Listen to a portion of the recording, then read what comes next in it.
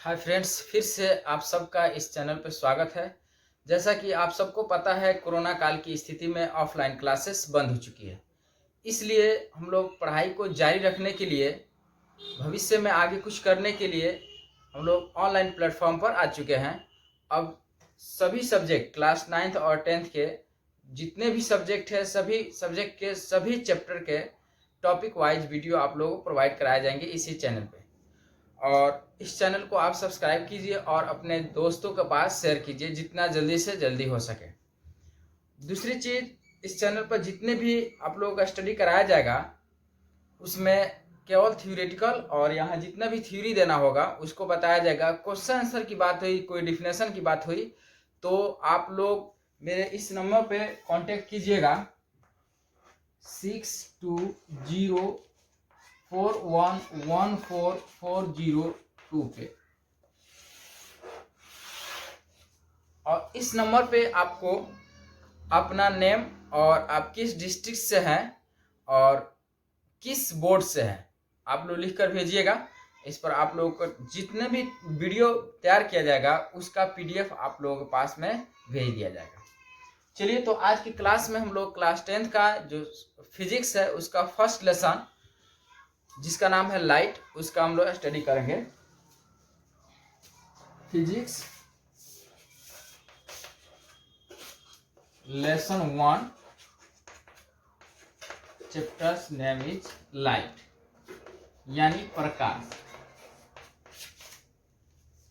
अभी हम लोग प्रकाश यानी लाइट के बारे में पढ़ने वाले हैं, जो बहुत ही इम्पोर्टेंट चैप्टर है। इसमें थ्योरेटिकल भी है और मैथमेटिकल टर्म भी है, ठीक है। इसलिए आप इसको ध्यान से सुनिएगा, समझिएगा और क्लियर कीजिएगा। वीडियो को बिना भगाए, बिना स्किप किए आप देखिएगा, एकदम 100% समझ में आएगा। चलिए, सबसे पहले हम लोग जो चैप्टर का नाम दिया है लाइट, देखिए इसका दो तरीका से नाम दिया है। एक तो लाइट लिखा हुआ है और या ऐसे भी लिख सकता है प्रकाश का परावर्तन और अपवर्तन, यानी reflection and refraction of light. तो हम लोग सबसे पहले प्रकाश के बारे में देखते हैं कि प्रकाश होता क्या है, यानी प्रकाश का क्या डिफिनेशन है, प्रकाश किसको कहते हैं। तो ध्यान दीजिए, प्रकाश आप सबको पता है कि देखिए कहाँ प्रकाश है कहाँ प्रकाश नहीं है। आप जिस रूम में बैठे हुए हैं उस रूम में प्रकाश है, इसीलिए तो आप वहाँ की वस्तुओं को देख पा रहे हैं। अगर मान लीजिए नाइट है, वहाँ पर किसी प्रकार का कोई टॉर्च नहीं है, बल्ब नहीं है, किसी प्रकार की कोई रोशनी नहीं है, तो क्या आप उस रूम में, जिस रूम में आप अभी बैठे हुए हैं, उसकी सामान को, उसकी वस्तु को देख पाएंगे? नहीं देख पाएंगे। क्यों? क्योंकि वहाँ प्रकाश नहीं है। तो इतना तो आप समझते हैं कि प्रकाश है कि नहीं है। अभी बाहर निकलेंगे घर से तो हम लोग को दिन में प्रकाश मिलेगा, रात में बाहर निकलेंगे घर से प्रकाश नहीं मिलेगा। तो इतना समझते हैं ये प्रकाश क्या है। बट प्रकाश का डिफिनेशन अगर कहा जाए तो हम लोग ऐसे कहेंगे कि प्रकाश एक ऐसा भौतिक कारक है जिसके सहायता से हम किसी वस्तु को देख पाते हैं। चलिए देखिए, मान लीजिए ये चौक है, अगर इसको हम लोग देख पा रहे हैं तो इसका सबसे मेन रीजन ये है कि प्रकाश किरणें यहाँ से परावर्तित होकर हम लोगों के आंखों तक पहुंच पा रही है। अब देखिए एक बात यहाँ, अब हम लोग को सवाल ये बनता है कि हम किसी वस्तु को देख कैसे पाते हैं। जैसे मान लीजिए यहाँ पर कोई वस्तु है और यहाँ पर हम लोगों का नेत्र है, तो हम लोग इसको कैसे देख पाते हैं? तो बहुत सिंपल जवाब है। सबसे पहले प्रकाश किरण क्या करती है, इस वस्तु से टकराती है और टकराने के बाद में हमारे आंख तक पहुंचती है, तब हम उस वस्तु को देख पाते हैं। अगर प्रकाश किरण किसी वस्तु से टकराने के बाद हमारे आंखों तक नहीं पहुंचे तो हम उस वस्तु को नहीं देख पाएंगे, राइट। तो इसका दो अभी हम लोग सवाल क्लियर किए कि प्रकाश क्या है। तो प्रकाश एक भौतिक कारक है जिसके सहायता से हम किसी वस्तु को देख पाते हैं। और दूसरा, हम किसी वस्तु को कैसे देख पाते हैं, तो हम किसी वस्तु को प्रकाश की सहायता से देख पाते हैं। जब किसी वस्तु से प्रकाश किरण टकराने के बाद में हमारे आंख यानी नेत्र तक पहुंचती है, तब हम उस वस्तु को देख पाते हैं। सवाल ये भी हो सकता है, हम रात के अंधेरे में किसी वस्तु को क्यों नहीं देख पाते हैं? सिंपल सा यही जवाब होगा, रात के अंधेरा में प्रकाश किरणें नहीं होती है, उस वस्तु से टकरा कर नहीं आती है जिसे हम देखने वाले होते हैं, इसलिए हम उसको नहीं देख पाते हैं। चलिए आगे हम लोग प्रकाश के बारे में कुछ और चीजें देखते हैं। सबसे पहले प्रकाश का डिफिनेशन देखें, उसके बाद देखिए प्रकाश जो है एक ऊर्जा का रूप है। प्रकाश एक ऊर्जा का रूप है, यानी इसमें काम करने की क्षमता होती है। हम लोग क्लास 9th में पढ़े हुए हैं ऊर्जा क्या है, तो काम करने की क्षमता को ऊर्जा कहते हैं। The power of doing work is called energy, यानी काम करने की जो क्षमता होती है, पावर होती है, उसको हम लोग क्या कहते हैं, एनर्जी कहते हैं। तो अब देखिए प्रकाश में क्या शक्ति है, क्या कार्य करने की क्षमता है। तो हम लोग देखते हैं कि प्रकाश किरणों के द्वारा सौर कुकर से भोजन तैयार किया जा रहा है, यानी उसमें कुछ ना कुछ शक्ति है, कुछ ना कुछ पावर है, तभी तो ऐसा किया जा रहा है। सौर भट्टी में प्रकाश किरणों का यूज किया जाता है। उसी तरह से हम लोग ये देखते हैं कि प्रकाश की रोशनी में, सूर्य के प्रकाश में, जब किसी लेंस को हम लोग सूर्य के प्रकाश लेंस पर ऐसे पड़ने देते हैं तो ये वाला पार्ट काफी गर्म हो जाता है और इसको फेंकता है यहाँ पे। अगर मान लीजिए यहाँ पे सभी किरणों को एक जगह इकट्ठा करके यहाँ भेजता है। अगर यहाँ पर कोई प्लास्टिक या कागज की टुकड़ा होता है तो वो जल जाता है। इस तरह से हम लोगों को पता चल रहा है कि प्रकाश क्या है, एक ऊर्जा का रूप है। उसके बाद प्रकाश एक ऊर्जा का रूप हम लोग ये देखे। उसके बाद देखते हैं प्रकाश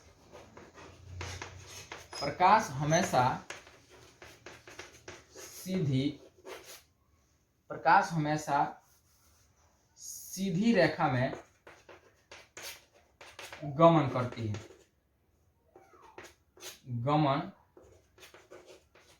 है।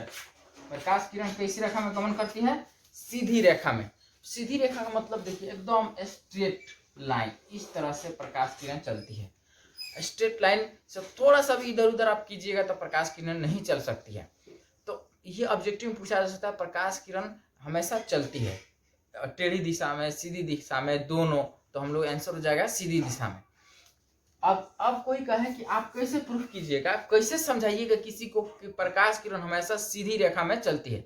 सिंपल सा जवाब है, हम लोग सबसे पहले एक लंबा कोई पाइप ले लेंगे, प्लास्टिक का पाइप ले लेंगे और उसको क्या करेंगे, एक बार इस तरह से सीधा प्लास्टिक का पाइप ले करके यहाँ कोई वस्तु रख करके और हम लोग यहाँ पर अपने आँख से इसको क्या कर देंगे, देखेंगे तो एकदम बिल्कुल समझ में स्पष्ट ये दिखाई दे देगा।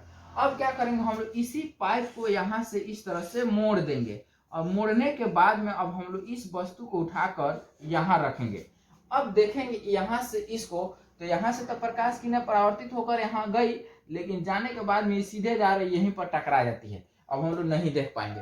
तो हम लोग अगर टेढ़ी कर देते हैं इस पाइप को तो हम लोग नहीं देख पाएंगे। इस तरह से हम लोग को पता चलता है कि प्रकाश किरण हमेशा सीधी रेखा में गमन करती है, यानी सीधी रेखा में चलती है। आगे चलिए प्रकाश के बारे में, ये तो हो गया प्रकाश सीधी रेखा में गमन करती है। इसके एक और टर्म है, हम लोग 11th में जाएंगे, 12th में तो पढ़ेंगे प्रकाश किरण कभी कभी सीधी रेखा में न चलने के बजाय इसके मार्ग में यदि बहुत ही सूक्ष्म कण रख दिया जाए, तो बहुत छोटी वस्तु रख दी जाए तो ये क्या करती है, हल्का सा अपने पथ से मुड़ करके भी चलने लगती है, रुकती नहीं है, उसका शैडो यानी छाया नहीं बनता है।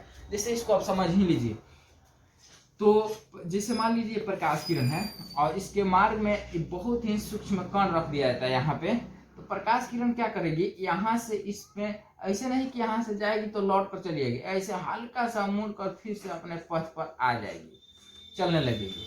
प्रकाश के इस घटना को हम लोग प्रकाश का विवर्तन कहते हैं। क्या कहते हैं, प्रकाश का विवर्तन। तो आपसे डिफिनेशन पूछा जा सकता है प्रकाश के विवर्तन या केवल विवर्तन से आप क्या समझते हैं।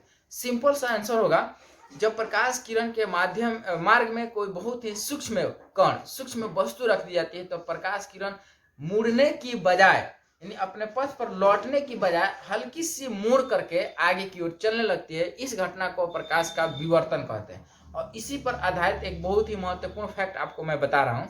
जैसे मान लीजिए हम लोग को वायुमंडल है, एटमॉस्फेयर जो है, इसमें बहुत सारे धूल कण होते हैं। जब प्रकाश किरण यानी सूर्य की किरणें जब उसको पड़ती है तो क्या धूल कण पड़ करके फिर वहां से रिफ्लेक्ट हो जाती है, लौट जाती है? ऐसी बात नहीं है। अगर ऐसी बात होती तो जितने भी धूल कण हैं हम लोग वायुमंडल में, उन सभी का शैडो यानी छाया जमीन पे बनता, लेकिन ऐसा नहीं होता है। इस तरह से हम लोग को पता चलता है कि प्रकाश का विवर्तन भी होता है, यानी प्रकाश हल्का सा मुड़ कर भी चलता है। ये बात नहीं है कि हम लोग 8th क्लास में, 10th क्लास में, 6th क्लास में जो टीचर पढ़ाए हैं कि प्रकाश हमेशा सीधी रेखा में गमन करती है, वो गलत है, ऐसी बात नहीं है। लेकिन हम लोग बारीकी से देखेंगे तो हल्का सा मुड़कर चलती है। ठीक है, तो हम लोग अभी भी इस बात को देखना है कि प्रकाश हल्की से मुड़कर चलती है, यानी प्रकाश के विवर्तन को देखकर चलना। तो ये प्रकाश का विवर्तन कहलाएगा। यहाँ विवर्तन लिख देते हैं। विवर्तन, देखिए विवर्तन का डिफिनेशन, प्रकाश के विवर्तन का डिफिनेशन चाहे यहाँ पे जितने भी बातें बताई जा रही है सबका नोट्स आपको प्रोवाइड कर दिया जाएगा।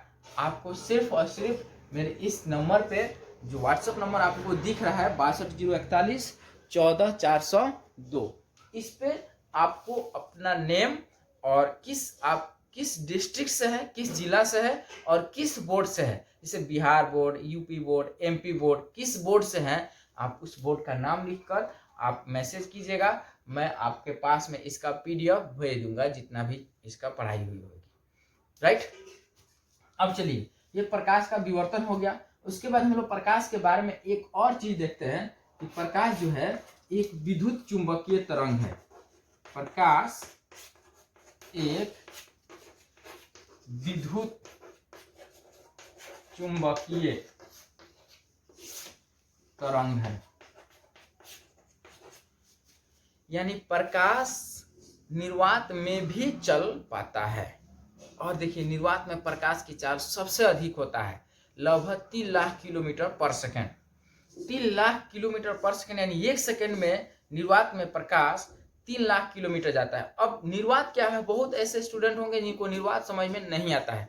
तो देखिए, निर्वात जो शब्द है ये बना है निह जोड़ वात। निह का मतलब नहीं, वात का मतलब हवा, यानी जहाँ हवा भी नहीं है उसको निर्वात कहते हैं। तो हम लोग कहाँ जाएंगे कि हवा नहीं, हम लोग जिस रूम में है अभी वहाँ हवा है, बाहर निकलेंगे हवा है, कहीं भी बंद हो जाएंगे वहाँ हवा है, यहाँ तक एक बोतल है उसमें भी हवा है। तो हवा कहाँ नहीं है, तो देखिए बहुत ऊंचाई पर जाएंगे, आप जो वायुमंडल उसमें बहुत ऊंचाई पर जाएंगे, ऊंचाई एक ऐसा स्थिति आएगा जहाँ पर हम लोग हवा नहीं मिल पाएगा, उसी स्थिति को हम लोग निर्वात या अंतरिक्ष भी, स्पेस भी कहते हैं, निर्वात कहते हैं। ठीक है, तो निर्वात में प्रकाश किरण चल पाती है, यानी प्रकाश किरणें चलती है, इसलिए इसको विद्युत चुंबकीय तरंग के नाम से जानते हैं। और हम लोग को ये जो ध्वनि है ये विद्युत चुंबकीय तरंग नहीं है, ये निर्वात में नहीं चल सकती है। ध्वनि को चलने के लिए हमेशा किसी न किसी माध्यम की जरूरत पड़ती है। जैसे अगर मान लिया जाए कि हम लोग जाकर चांद पर किसी से कुछ बोलते हैं तो हम लोग एक दूसरे के बात को नहीं सुन पाएंगे, क्योंकि वहां पर हवा नहीं है, वहां पर कोई माध्यम नहीं है हम लोगों के ध्वनि को एक जगह से दूसरे जगह लेकर जाने के लिए। लेकिन वहां भी प्रकाश चल जाएगा, वहां प्रकाश चल जाएगा क्योंकि वो निर्वात है और निर्वात में प्रकाश किरणें चलती है। इसलिए हम लोग अपने फ्रेंड से बात करने के लिए चंद्रमा पर अगर किसी को कहना है इधर आओ, मुंह से ना करके इधर कहना पड़ेगा, इससे समझे। तो ये हुआ, हम लोग प्रकाश एक विद्युत चुंबकीय तरंग है और निर्वात का मतलब हम लोग समझ गए। और ध्वनि को चलने के लिए किसी न किसी माध्यम की आवश्यकता पड़ती है। चलिए आगे हम लोग देखते हैं प्रकाश से संबंधित कुछ वस्तुओं के बारे में।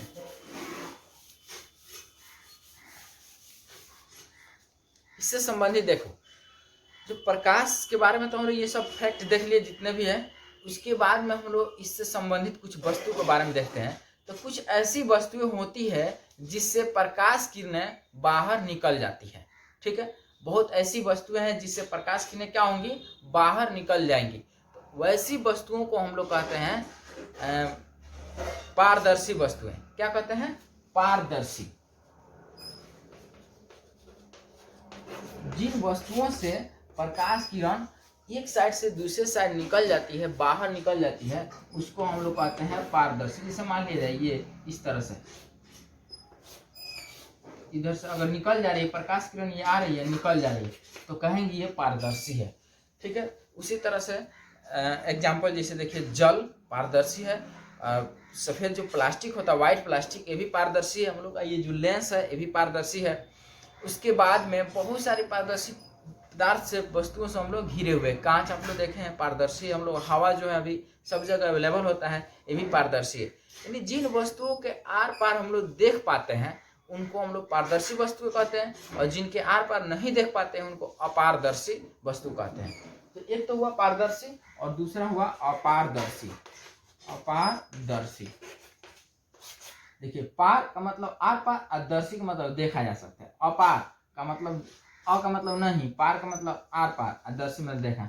जिसके आर पार नहीं देखा जा सकता उसको अपारदर्शी वस्तु कहते हैं।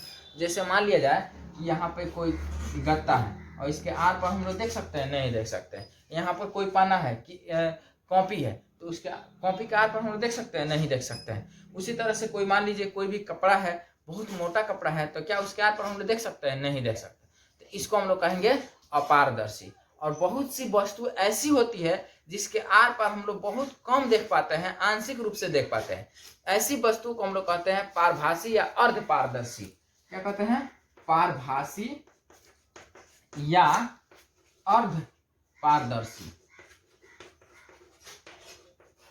इसका डिफिनेशन हो जाएगा वैसी वस्तुएं या वैसे पदार्थ जिनके आर पार आंशिक रूप से देखा जा सके, उसको हम लोग अर्ध पारदर्शी या पारभासी वस्तुएं कहते हैं।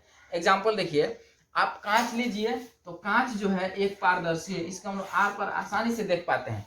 अब क्या कीजिए, इस कांच को घिस दीजिए, यानी घिस दीजिए इस तरह से, बहुत ज्यादा घिस देंगे तो ये मैला हो जाएगा।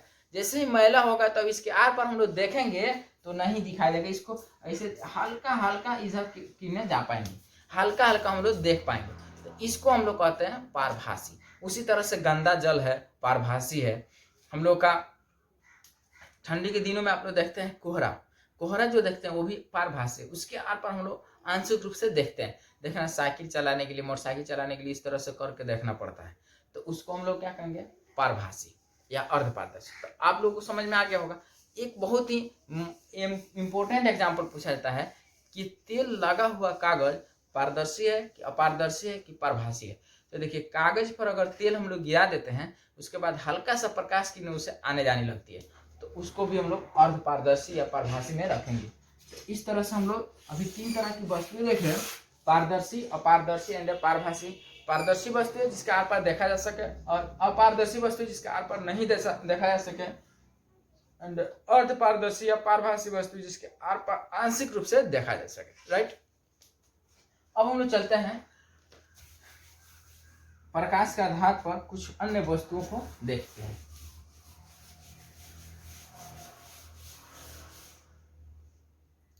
और ये है किन वस्तुओं से प्रकाश निकलता है और किन से नहीं निकलता है।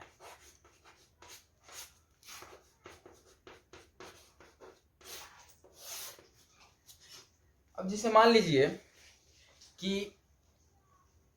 ये कपड़ा है, ठीक है, अब इससे प्रकाश निकल सकता है? कभी प्रकाश नहीं निकल सकता। आपका जवाब होगा नहीं, तो ये प्रकाश नहीं निकाल सकता है।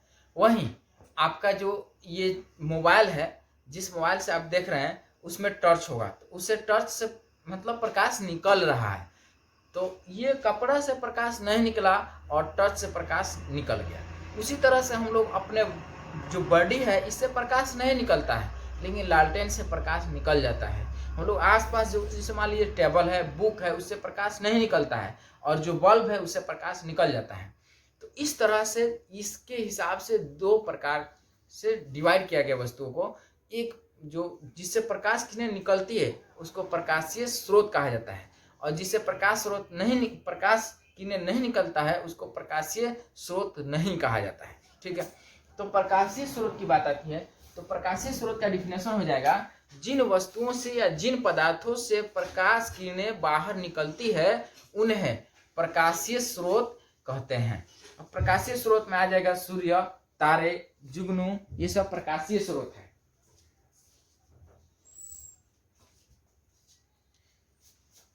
और जिन वस्तुओं से प्रकाश किरणें नहीं निकलेगी उसको प्रकाशीय स्रोत नहीं कहेंगे। जैसे चांद के बारे में बात की जाए तो चांद एक प्रकाशीय स्रोत नहीं है, क्योंकि चांद जो है उससे प्रकाश नहीं निकलता है, चांद से अपना प्रकाश नहीं निकलता है।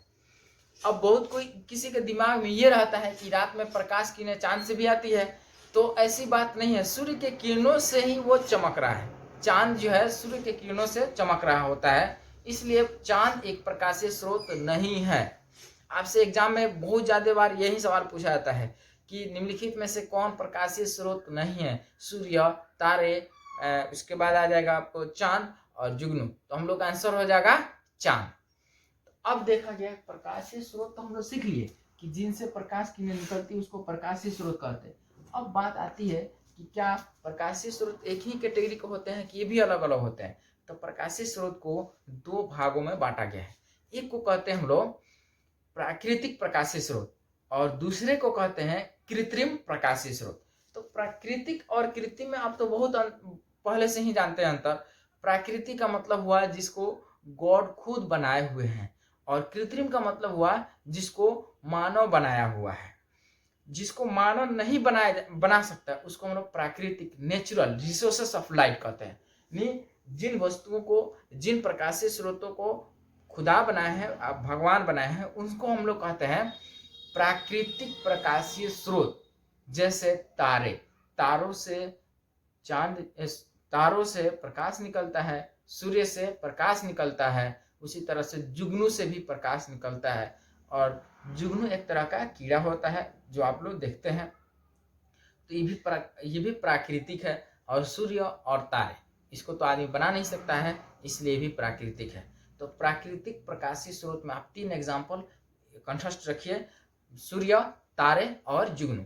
उसके बाद आता है कृत्रिम प्रकाशीय स्रोत। ये हुआ हम लोग का प्राकृतिक प्रकाशीय स्रोत, और ये हुआ कृत्रिम प्रकाशीय स्रोत। तो जिन वस्तुओं से प्रकाश के, सूर्य इसमें हो जाएगा, तारे, जुगनू, आप नोट रखिएगा, और इसमें हो जाएगा टॉर्च, हम लोग का लालटेन, दीपक, मोबाइल, ये सब कृत्रिम आर्टिफिशियल रिसोर्सेस ऑफ लाइट है, यानी कृत्रिम प्रकाशीय स्रोत है। अब मुझे लगता है आपको ये दोनों बहुत अच्छा तरीके से समझ में आ गया होगा। प्राकृतिक मतलब जो ईश्वर खुद बनाए हुए हैं उसको प्राकृतिक, और जिसको हम लोग अपने से बनाते हैं उसको कृत्रिम। अब चलिए थोड़ा सा इसी में आगे बढ़ते हैं हम लोग, और वो क्या है, इसको हम लोग नाम दिया है दीप्त और अदीप्त वस्तुएं। दीप्त और अदीप्त, देखिए दीप्त समझिए जलने वाला, दीपक से दीप्त समझिए, और अदीप्त का मतलब नहीं जलने वाला। यानी जो वस्तुएं जल करके उष्मा और प्रकाश देती है, यानी जिन वस्तुओं से प्रकाश निकलती है, जल करके नहीं, सॉरी, जिन वस्तुओं से प्रकाश निकलती है उसको हम लोग दीप्त कहते हैं, और जिन वस्तुओं से प्रकाश किरणें नहीं निकलती है उसको अदीप्त कहते हैं। तो ये भी हुआ दीप्त और अदीप्त, भी हम लोग देख लेते हैं। दीप्त और अदीप्त, जिन वस्तुओं से प्रकाश किरणें बाहर निकलती है, सूर्य हम लोग का दीप्त है, तारे दीप्त है, उसके बाद जुगनू दीप्त है, टॉर्च दीप्त है, लालटेन, बल्ब, ये सब दीप्त है। और जिनसे प्रकाश नहीं निकलती उसको अदीप्त कहते हैं। जैसे हम लोग का ये जो चौक आप देख रहे हैं ये अदीप्त है। मोबाइल का जो आपके पास बुक है वो अदीप्त है, कॉपी है वो भी अदीप्त है। इस तरह से हम लोग बहुत सारे दीप्त और अदीप्त वस्तुओं से घिरे हुए हैं। दीप्त को एक दूसरे नाम से जाना जाता है जिसको हम लोग प्रदीप्त कहते हैं। आप दोनों याद रखिएगा, दीप्त और प्रदीप्त दोनों एक ही को कहते हैं। ये तो हम लोग प्रकाश से संबंधित कुछ वस्तुएं हुई। अब हम लोग चलते हैं फिर से प्रकाश पर लौटते हैं कि प्रकाश के बारे में और क्या क्या हम लोग को तथ्य जानने हैं। फिर से हम लोग प्रकाश पे आ रहे हैं। प्रकाश तो जान लिए कि प्रकाश क्या है, उसके बाद हम लोग जानते हैं प्रकाश किरण।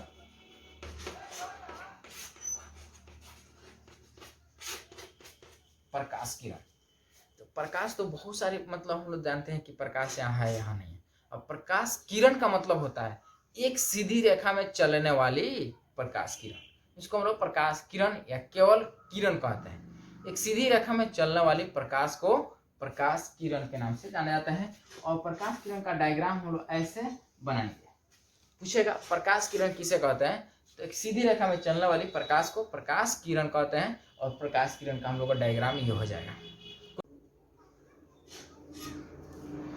लेकिन बहुत सारी किरणों के समूह को हम लोग प्रकाशीय पुंज या किरण पुंज कहते हैं। देखिए पुंज का मतलब हुआ समूह। आप ऐसे हम लोग तो ये देख लिए प्रकाश किरण क्या है, उसके बाद हम लोग देख रहे हैं प्रकाशीय पुंज। प्रकाशीय पुंज या किरण पुंज। इसका सेकेंड नाम ऐसे पूछ सकता है, किरण पुंज। तो किरण पुंज या प्रकाशीय पुंज से आप क्या समझते हैं? तो देखिए, पुंज का मतलब क्या बताया? समूह। तो बहुत सारी किरणें आपस में मिल जाती है तो उसको हम लोग प्रकाश पुंज या किरण पुंज के नाम से जानते हैं। जैसे देखिए, मान लीजिए यहाँ पर कोई टॉर्च है, चाहे कोई भी वस्तु है, ऐसे प्रकाश किरण निकल कर इस तरह से चलने लगे।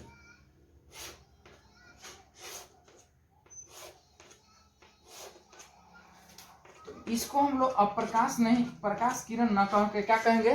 प्रकाशीय पुंज कहेंगे। इसको क्या कहा जाएगा? प्रकाशीय पुंज। उसी तरह से मान लीजिए बहुत सारी किरणें निकल करके और एक ही बिंदु पर आकर इकट्ठा हो जा रही है, कहीं से इधर से आकर के और एक पॉइंट पर इकट्ठा हो जाए।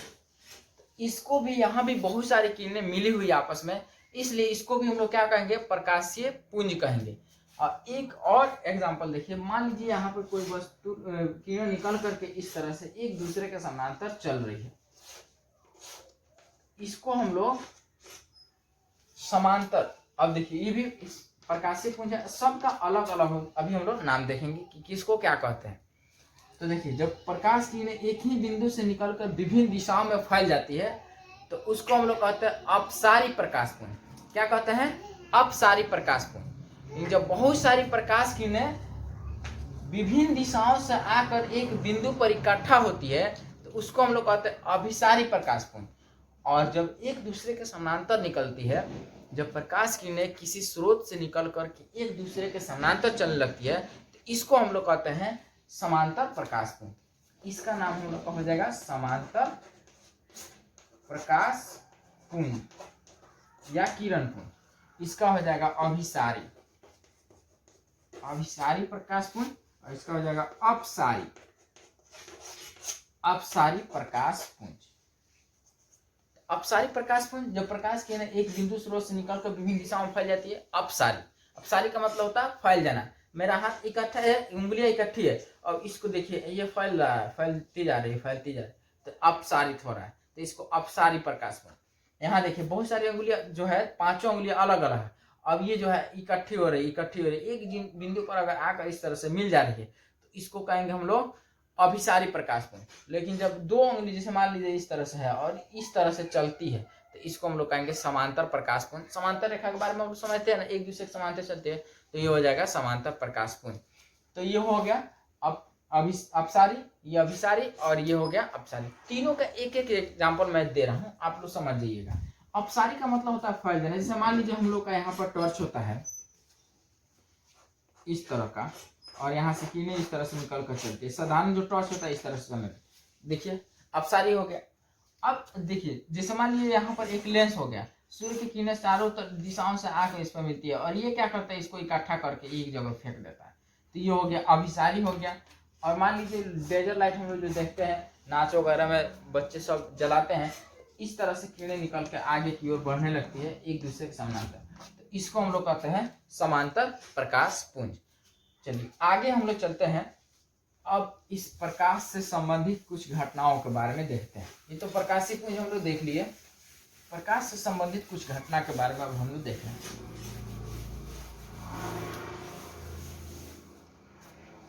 देखिए वीडियो कुछ लंबा तो हो जा रहा है, लेकिन चूंकि हम लोग को पढ़ाई जब करना है, जब हम लोग को पूरा सिलेबस लेना है, अभी जब तक हम लोग का ऑफलाइन क्लासेस चालू नहीं हो रहा है तब तो काफ़ी प्रॉब्लम है।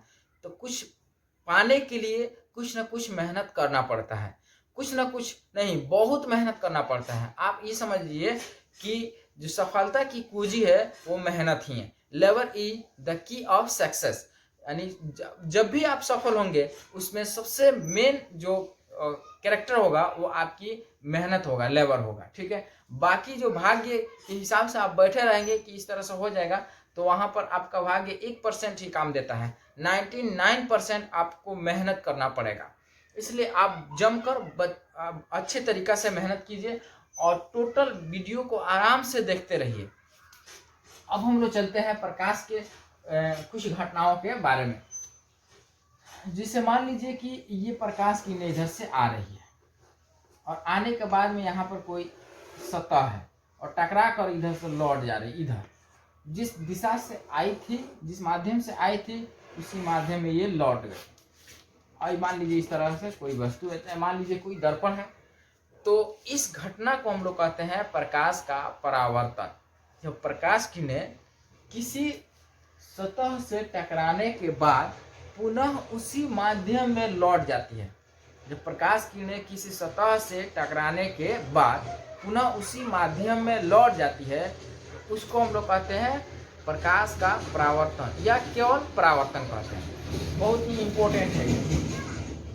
अभी हम लोग देख रहे हैं प्रकाश का परावर्तन,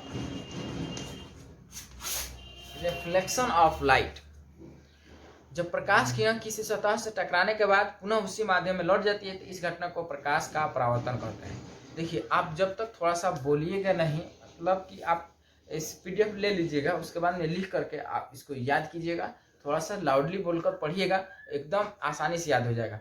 जो याद नहीं हो रहा है, जो बताए हैं काफ़ी इंपॉर्टेंट है, याद नहीं हो रहा है, उसको इसे साधारण तरीके से आप याद नहीं कर पा रहे हैं, दूसरा तरीका अपनाइए। जैसे प्रकाश किरण किसी सतह से टकरा कर फिर उसी माध्यम में लौट जाती है, इस घटना को प्रकाश का परावर्तन कहते हैं। और इससे गुस्सा होकर याद कीजिए, 4 बार गुस्सा होकर याद कीजिए, फिर धीरे धीरे होकर जब प्रकाश किरणें किसी सतह से, आपको भी मजा आएगा पढ़ने में, इस तरह से याद भी हो जाएगा। तो आप थोड़ा सा तरीका बदल दीजिए याद करने का। जो साधारण तरीका पहले से आ रहे हैं 10th क्लास तक पढ़ते हुए, उसमें थोड़ा सा बदलाव कीजिए, आपको 100% मजा आने लगेगा पढ़ाई करने में।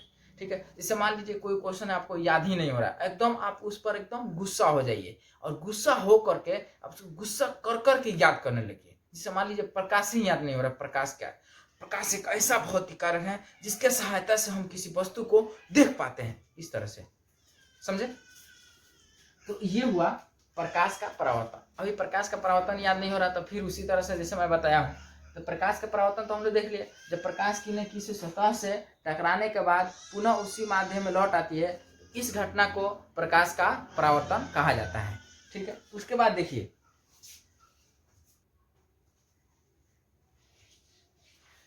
तो इस स्थिति में जो किरणें आ रही होती है किसी सतह से टकराने के लिए, उसको हम लोग कहते हैं आपतित किरण। जैसे देखिए, ये किरणें इधर से आ रही है टकराने के लिए, इसको आपतित किरण कहेंगे। और टकराने के बाद जो किरणें लौट जा रही है इधर, इसको हम लोग कहेंगे परावर्तित किरण। आपतित किरण किसी सतह से टकराने वाली किरण को कहते हैं, और परावर्तित किरण किसी सतह से टकराने के बाद लौटने वाली किरण को कहते हैं। और इस टोटल घटना को हम लोग प्रकाश का परावर्तन कहते हैं। जैसे मान लीजिए कि एक गेंद को आपके जो कपाल है उसको उस पर मारा जाए, तो जो गेंद आ रहा है आपके कपाल पर, उस आ रहा गेंद को हम लोग कहेंगे आपतित गेंद। और टकरा कर मान लीजिए इधर उधर चला गया, उसके लौट जाएगा, तो उसको हम लोग कहेंगे परावर्तित गेंद। और जिस पार्ट पर, आपके कपाल के जिस पार्ट पे गेंद लगा हुआ है, उस पार्ट को हम लोग कहेंगे आपतन केंद्र या आपतन बिंदु। तो इस स्थिति में हम लोग यहाँ पर देख रहे हैं आपतन बिंदु यहाँ है, आपतन बिंदु। अभी हम लोग 4 डिफिनेशन यहाँ इससे, इस डायग्राम से 4 डिफिनेशन हम लोग मिला। जब प्रकाश किरण किसी सतह से टकराने के बाद पुनः उसी माध्यम में लौट जाती है, तो इस घटना को कहते हैं प्रकाश का परावर्तन। प्रकाश के परावर्तन, उसके बाद में प्रकाश के परावर्तन के दौरान हम लोग अभी 3 टर्म यहाँ मिला। कौन कौन? आपतित किरण, परावर्तित किरण और आपतन बिंदु। तो किसी सतह से टकराने वाली प्रकाश किरण को आपतित किरण कहते हैं, किसी सतह से टकरा कर लौटने वाली किरण को परावर्तित किरण कहते हैं, और आपतित किरण किसी सतह के जिस पॉइंट पर, जिस बिंदु पर टकराती है, उसको हम लोग कहते हैं आपतन बिंदु। इस तरह से हम लोग आपतित किरण, परावर्तित किरण और आपतन बिंदु को देख लिए। अब थोड़ा सा इसमें आगे देखते हैं। इस आपतन बिंदु पर यहाँ पर अगर लंब खींच दिया जाए इस तरह का, तो इसको हम लोग अभिलंब नाम देते हैं। क्या नाम देते हैं? अभिलंब। तो आपतित किरण और परावर्तित किरण के बीच आपतन बिंदु पर खींचे गए लंब को अभिलंब कहते हैं। अब अभिलंब से और आपतित किरण से यहाँ पर जो एंगल तैयार हो रहा है, कोण बन रहा है, इसको हम लोग कहते हैं आपतन कोण। क्या कहते हैं इसको? आपतन कोण। इसको आई से दर्शाते हैं। और यहाँ पर जो कोण बन रहा है इसको हम लोग कहते हैं परावर्तन कोण। परावर्तन कोण यानी आपतित किरण और अभिलंब के बीच बने कोण को आपतन कोण कहते हैं, परावर्तित किरण और अभिलंब के बीच बने कोण को परावर्तन कोण कहते हैं। अब टोटल डायग्राम को एक बिल्कुल स्पष्ट डायग्राम द्वारा देखिए कि क्या क्या हो रहा है प्रकाश के परावर्तन में। अभी हम लोग पढ़ रहे हैं प्रकाश का परावर्तन यानी reflection of light. Reflection of light हम लोग देख रहे हैं। इसके अंतर्गत देखिए क्या क्या है। ये हो गया हम लोग का कोई सतह हो गया, प्रकाश की इधर से आ रही है, तो आने वाली प्रकाश को हम लोग कहते हैं आपतित किरण। टकरा कर इधर लौट जाएगी, इसको हम लोग कहते हैं परावर्तित किरण।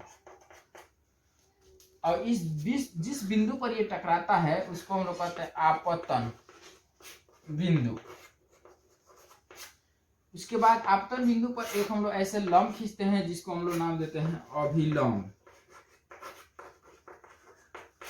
अभिलंब और आपतित किरण के बीच एक कोण बनता है जिसका नाम देते हैं आपतन कोण।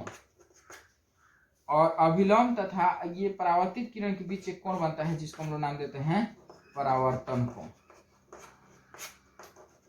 परावर्तन कोण जिसको आर से स्विच करते हैं और इस कोण को आई से स्विच करते हैं। अब देखिए यहाँ पर सब्जेक्टिव और ऑब्जेक्टिव दोनों तरह के क्वेश्चन बन रहे हैं।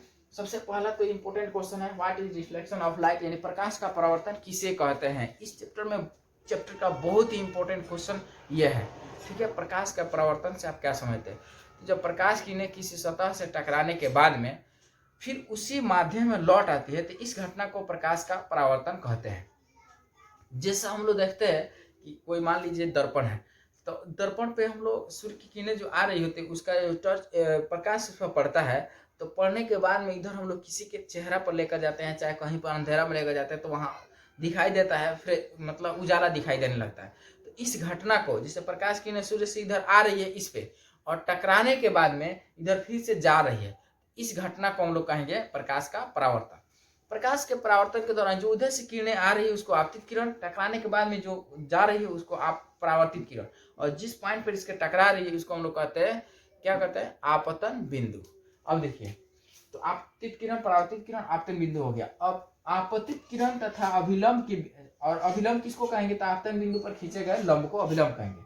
आपतित किरण और अभिलंब के बीच जो कोण बनेगा उसको आपतन कोण कहेंगे जिसको आर से स्वीट किया जाएगा, और परावर्तित किरण और अभिलंब के बीच जो कोण बनेगा उसको परावर्तन कोण कहेंगे जिसको आर से स्वीट किया जाएगा। आपतन कोण को आई से, परावर्तन कोण को आर से। अब देखिए इसके नियम, दूसरा इंपॉर्टेंट सवाल इसके नियम के बारे में भी पूछता है कि प्रकाश के परावर्तन से क्या समझते हैं, इसके नियमों को लिखे, या कि इसके कितने नियम, ये भी सवाल दे सकता है। तो ऑब्जेक्टिव में तो देते रहता है प्रकाश के परावर्तन के कितने नियम हैं, तो बहुत सिंपल है। प्रकाश के परावर्तन के 2 नियम हैं। कितने नियम है प्रकाश के परावर्तन के? 2 नियम। अब ये 2 नियम कौन कौन है इसको हम लोग देख लेते हैं। प्रकाश के परावर्तन के कितने नियम हैं? 2। कौन कौन? ये ही देखते हैं। तो देखिए नियम क्या बताता है। फर्स्ट नियम है कि आपतित किरण, परावर्तित किरण और आपतन बिंदु पर खींचा गया लंब, ये तीनों एक ही पॉइंट यानी एक ही तल में होते हैं। प्रकाश के परावर्तन के कितने नियम हैं? 2 नियम हैं। पहला नियम देखिए, आपतित किरण, परावर्तित किरण और आपतन बिंदु पर खींचा गया लंब, यानी ये तीनों डंडा दिखाई दे रहा है ना, तीनों के तीनों एक ही तल में, एक ही तल का मतलब हुआ किसी सतह के एक ही पॉइंट पर होना। जैसे ये यहाँ पर इस तरह से किरण यहाँ चली गई तो यहाँ से नहीं निकल सकता है, ये मान लीजिए यहाँ है तो यहाँ से ये नहीं निकल सकता, मतलब कि ऐसे इस तरह से और यहाँ से अभिलंब इस तरह से, तीनों अलग अलग नहीं हो सकता है। तो सबसे पहले हम लोग ये नियम देखें कि आपतित किरण, परावर्तित किरण और आपतन बिंदु पर खींचा गया लंब यानी अभिलंब तीनों एक ही तल में होता है। और दूसरा नियम तो बहुत इजी याद करना। पहला नियम है देखिए, तीनों डंडा एक ही तल में होते हैं, इसका नाम आप लोग बोल दीजिएगा, आपतित किरण, परावर्तित किरण, आपतन बिंदु खींचा गया लंब अभिलंब।